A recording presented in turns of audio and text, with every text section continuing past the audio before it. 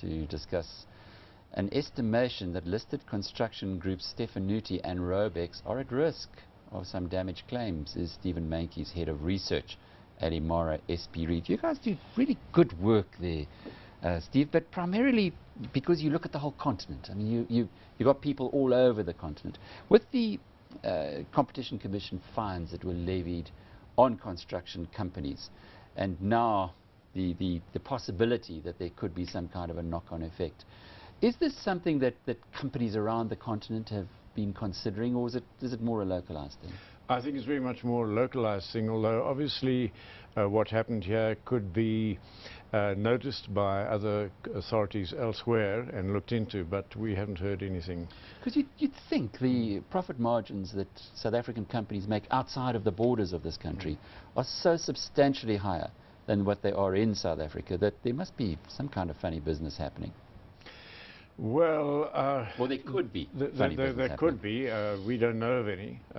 We incidentally have a separate team focusing on other Africa, and so we wouldn't know the detail of that. But suffice it to say that the South African companies, many of them have been elsewhere in Africa for decades, and they've paid their school fees. They know their way around. There is a lot of competition, so although margins are better, they're not exorbitant. Yeah.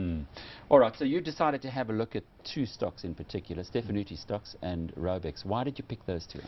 Well, Stefanutti simply because it was by far the largest relative to its size of all the fines imposed. Okay, so it's at most at risk if there are civil claims. Well, that's the way we reasoned. They paid over 300 million to the Competition Commission, or as a result of that whole process. And this, funnily enough, was the same as three of the big four, Marion Roberts of Eng and... Were they naughtier? Is that the reason? Relative to size, it would appear they were. The number of cases relative to size was quite high. They had about 15. The big ones, Wilson Bailey Home, about 21 cases. This is now projects that were rigged projects that were declared. Which side did it come from? The stock side or the Stefanutti side? Remember, there was a merger. I think they're pretty well merged. We didn't pick up the difference. Stefanutti had a really good reputation before the merger, and stocks perhaps less so. Yes, that's going back a while. I think it's very much... But these fines were also going back a while. They're back to 2007 and before. Yes. So it would be interesting to see which... did Stefanutti buy themselves a lemon when they did that deal? Interesting. Wow, yes. We didn't go into that detail. What's the exposure though? What could... Well, let's go back now. If you were the person who paid for the particular construction project and Stefanutti Stocks has admitted to the Competition Commission that it did something wrong, presumably, just logic suggests that you might have a case against them. You might well have a case. In some cases that we've seen, the companies concerned did admit to collusive practice. So that in our calculations we assumed an inflated margin of say 1.5%, and so we did some sums along those lines and came to a number which for Stefanutti Stocks worked out at with interest factor, because as you say, going back a long time, the interest factor is quite significant. I think we actually came out at a possible civil claims liability of about 163, and with interest that added up to again around about 300 million. Could it wipe out another year's profits? It pretty well would, but if you regard that as a one-off deduction, the valuation still is quite favourable. We actually ended up with a ad recommendation on the stock. Why haven't we seen any civil claims yet? I presume that there's quite a lot of detailed work to go into, and I presume that there could be negotiations going on. I would imagine it'll be a lot easier to settle than to go into actual litigation. Have you spoken to any directors? Are they? Well, we've given up trying because for good reasons they can't. There's not very much they can say. All they will say in one case is that they've had notification of potential claims, and others, they say that most of them say they haven't received any claims as yet. But about 6 months ago there was quite a big noise from clients, mainly public sector clients, that they were jolly well going to claim, but that seems to have gone quiet. Well, the Stefanutti share price, I'm just looking at it now, it's hardly moved in the past year. It's been a bit turbulent, but it's back to where it was a year ago. And the company's earnings is, well, they generate, as you say, somewhere in the region of the cash generated per share, 303 million rand. If there's a 300 million rand hole that could be there, why are you still thinking that the valuation is okay?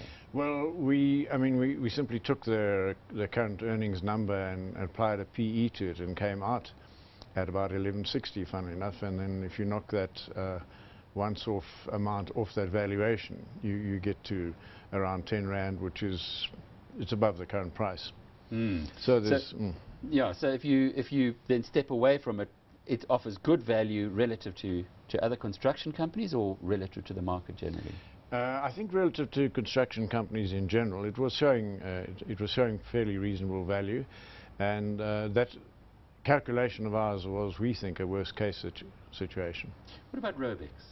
Raubex, the amount we mentioned was a lot less.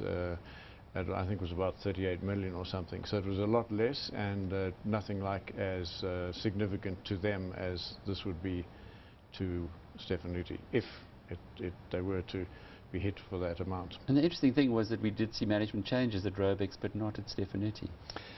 Correct. What do you make of that? Well, again, it's, as you say, going back a long time. I think in most cases current managements were not couldn't have been in most of the cases they were actually not there at the time.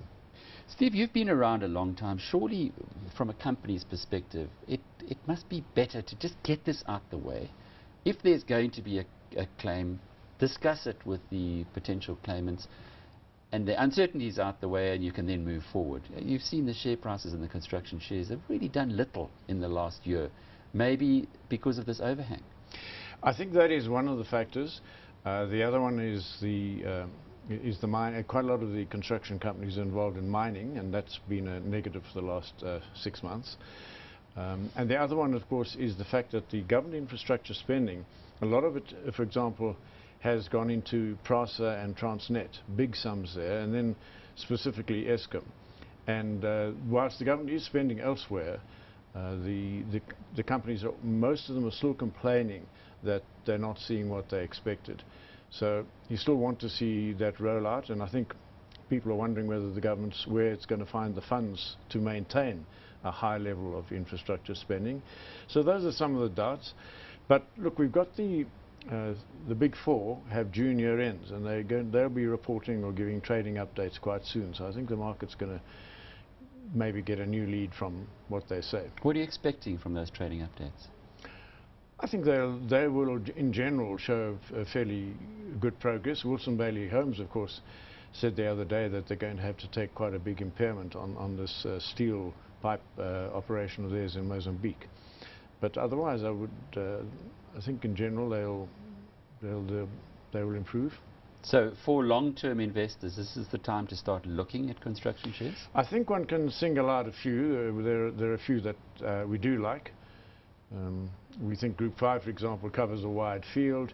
They're also, dare we say it, in the tolling business, but in East Europe, Zimbabwe as well as South Africa. That's quite a significant contributor to their earnings, and they cover a wide range, and they're well spread into Africa. So that's your pick? Yes, I think that's of the big ones, yes. Thank you. Stephen Meintjes is the head of research at Imara S.P. Reid.